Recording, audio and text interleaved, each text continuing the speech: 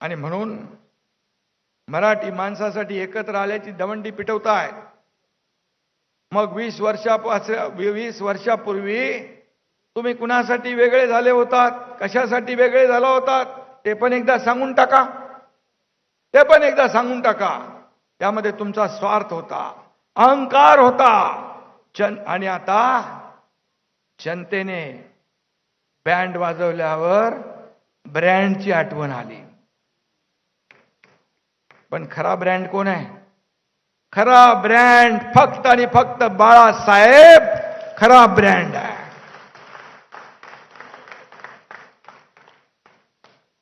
आणि सामान्य महायुतीचा कार्यकर्ता हा ब्रँड आहे आपला।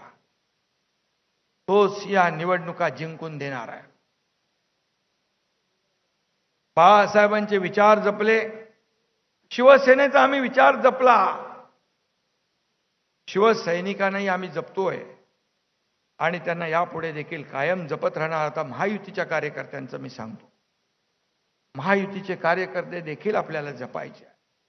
हा कार्यकर्ताच प्रत्येक निवडणुकीमध्ये राबतो, मरतो आणि आपल्या नेत्याला निवडून देतो।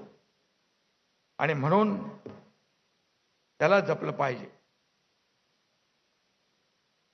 मगाशी कोणीतरी सांगितलं, संभाजीनगरात त्या रशीद मामूला पक्षात घेतलं, तिकीट दिलं। काय चालू आहे? त्यांनी काय काय केलं होतं आपल्याला माहित आहे।